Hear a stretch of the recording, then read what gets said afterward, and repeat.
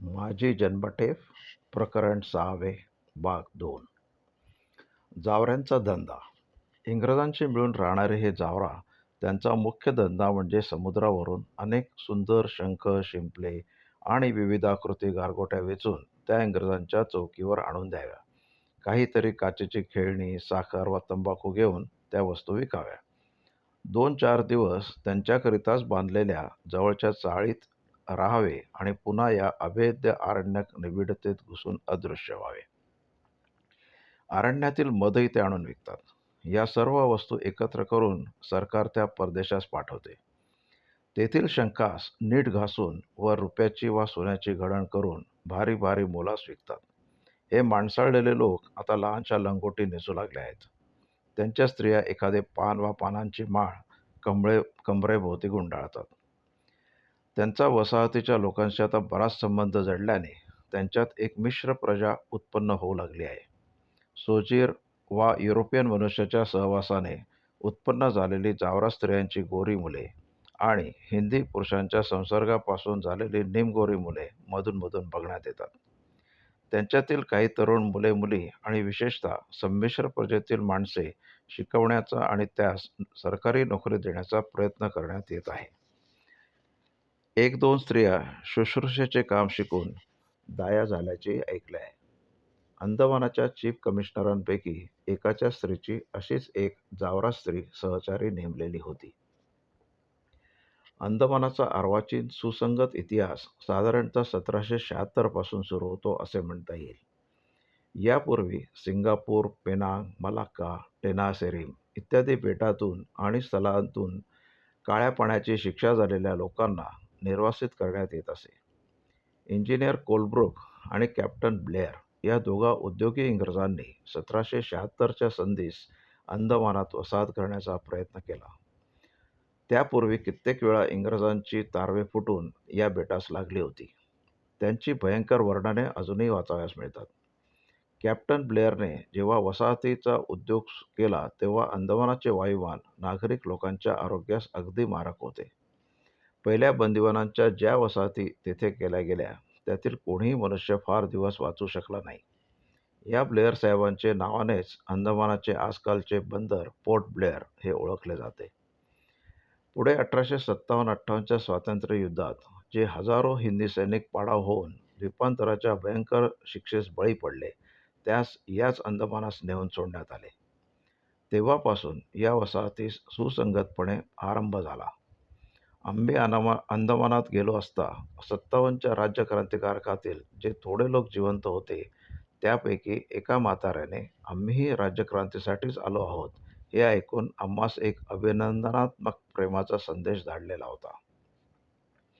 पुढे आम्ही ऐकले की तो वृद्ध बंदिवान एका उत्सवाप्रित्यर्थ सोडण्यात आला. तो जवळजवळ 60 वर्षे बंदिवास भोगल्यानंतर 1857च्या राज्यक्रांतिकारकांच्या निर्वासनाने निवासितांच्या अंदमानी वसाहतीस आरंभ होतो आणि काय योगायोग!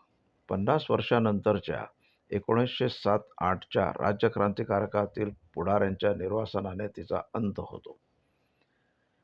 वासुदेव बळवंतांच्या राज्यक्रांतीच्या उद्योगातील साथीदारही अंदमानालाच धाडण्यात आले होते. त्यापैकी 1-2 आम्ही गेल्याच्या आगेमागे सुटले हे आम्हास कळलेच होते. मुंबईच्या हिंदू मुसलमानांच्या दंग्यात शिक्षा झालेले काही हिंदू तिकडेच होते. मणिपूरच्या राज्यक्रांतीतील लोकही तिकडे धाडण्यात आले असून त्यांच्या राजवंशातील लोकास एका मर्यादित भूभागात बऱ्याच स्वतंत्रपणे संसार करून राहू देत असत. अगदी बंदिवानांप्रमाणे त्यास त्रास दिले नव्हते. अशा रीतीने अंदमानात राजकीय व सार्वजनिक चळवळीत शिक्षा झालेले शेकडो राजकीय बंदिवान पूर्वीपासून कष्टमय जीवन कंठीत आलेले आहेत. तरीही त्यांच्या कष्टाची व आंदोलनाची कहाणी हिंदुस्थानाच्या हृदयपटावर अंकित होण्याचा योगायोग तेव्हा जुळून आला नाही. अर्वाचीन क्रांतिकारकांच्या निर्वासनाने मात्र तो योगायोग जुळून येऊन आपल्या धर्माचे, जातीचे आणि राष्ट्राचे हजारो अंशज आणि वंशज अंदमानास वसवित असून त्या भारतीय वसाहतीचा आपल्या प्रेमावर, कळकळीवर आणि कर्तव्यावर भारताच्या कोणत्याही एका प्रांता इतकाच अधिकार आहे ही गोष्ट हिंदी मनास अजून अंधुकपणेच पण आता कळू लागली आहे. पोर्ट ब्लेअर. पोर्ट ब्लेअर या हे या वसाहतीच्या मुख्य बंदराचे आणि द्वीपाचे नाव आहे.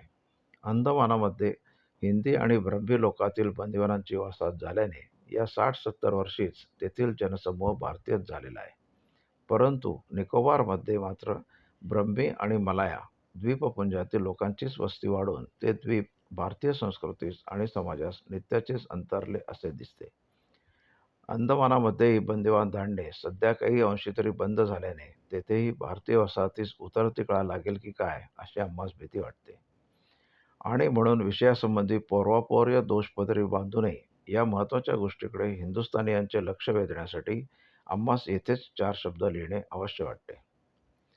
अंदमानास बंदिवानाच्या टोळ्या धाडणे काही अंशी बंद झाल्यानेच तिकडील भूभागांची वाटणी करून ते वाटे आणि सरकारी सत्तेत लागवड केलेल्या हजारो नारळाच्या आणि सुपाऱ्यांच्या झाडांची लागवड गिराईकास विकून ती सर्व भत्ता व्यक्तिगत करावी असा अधिकाऱ्यांनी निश्चय केला.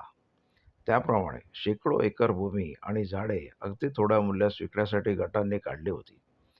या गटांची आणि विक्रीच्या या बेताची माहिती हिंदुस्थानातील व्यापारास मुळीच नसल्याने आणि अंदमानमध्ये ते गट विकत घेऊ शकतील असे हिंदू व्यापारी फारच थोडे असल्याने तेथील युरोपियन व अँग्लो इंडियन लोकांच्या हातीस त्यातील बहुतेक गट चाललेले आहेत.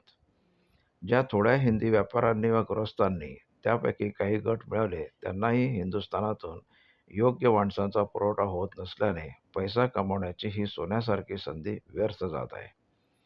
जंगल कापून वसाहत करण्यासही सरकारने फार सोप्या सवलतीवर भूभाग देण्याचे ठरवले आहे.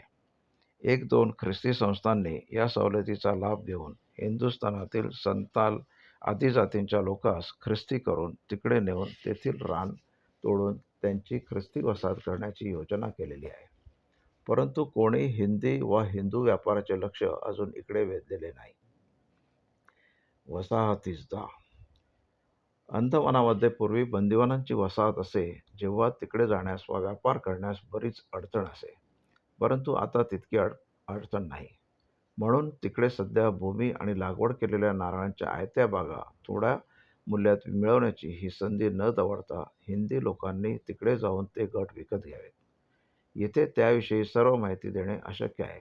पण जर कोणास तशी माहिती पाहिजे असेल तर त्याने अंदमानाचे चीफ कमिशनर अशाच पत्त्यावर लिहून ती माहिती मिळवावी.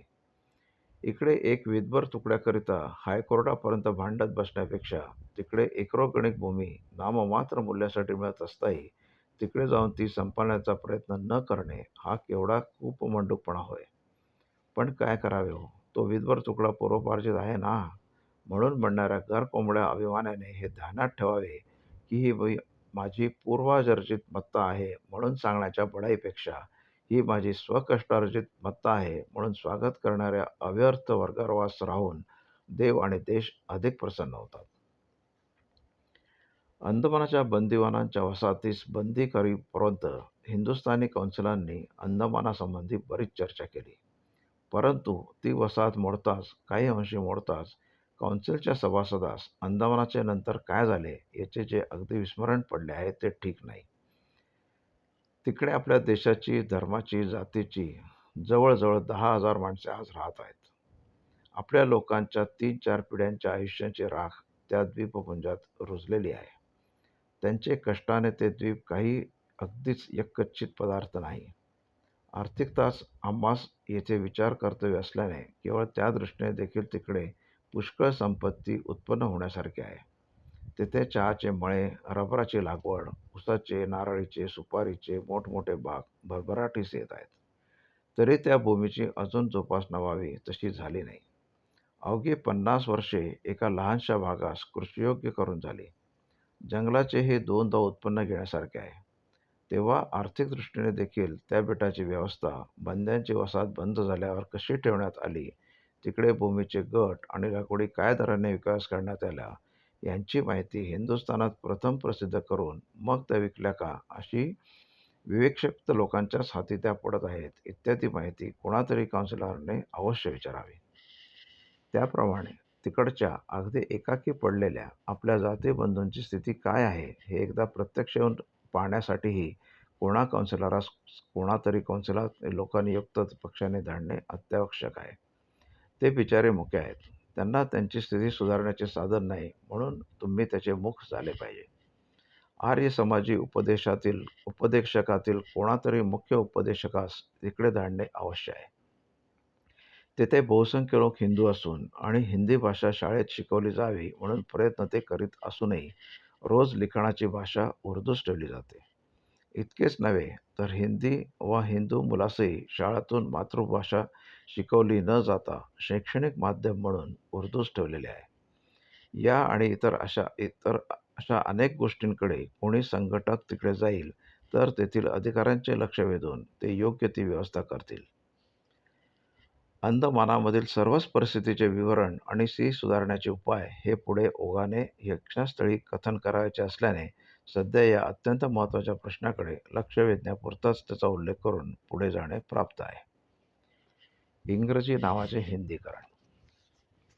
अंदमानामधल्या प्रस्तुतच्या भूमिभागांची बहुतेक नावे इंग्रजीत ठेवलेली आहे, परंतु त्यांची हिंदी वसाहतीच्या लोकांच्या बोलण्यात जी रूपे झालेली आहेत ती हिंदीस इतकी सफाईने जुळतात की कोणा विद्वानाने त्यांचे रूपांतर करण्याचे काम अंगावर घेतले असते तर त्यास देखील ते इतके साधले नसते. शोअर पॉईंट चे हिंदी लोकांच्या बोलण्यात सुअरपेट असे रूपांतर झाले आहे. डंडॉस पॉईंट चे दंडापेठ, तसेच गोकुलाबन, बाराटांगा, कालाटांग इत्यादी नामकरणेही ऐकण्यासारखीच आहेत. अज्ञात गोष्टी ज्ञात गोष्टीच्या साम्यानेच ज्ञात नव्हतात, त्याचप्रमाणे अज्ञात शब्दही भाषाशास्त्रात ज्ञात शब्दांच्या साम्याच्या आधारानेच उच्चारित होण्याची जी सहज प्रवृत्ती असते तिचे एक मनोरंजक उदाहरण आहे. काही एक सर्वसामान्य संकेत न करता त्या इंग्रजी शब्दांचे रूपांतर आपण होऊनच हिंदी मुखातून हिंदीपण पावते झाले. या प्रत्येक जिल्ह्यात बंदिवानांच्या चाळी बॅरॅक्स बांधलेल्या असून त्यात एक एक कारखाना काढला आहे.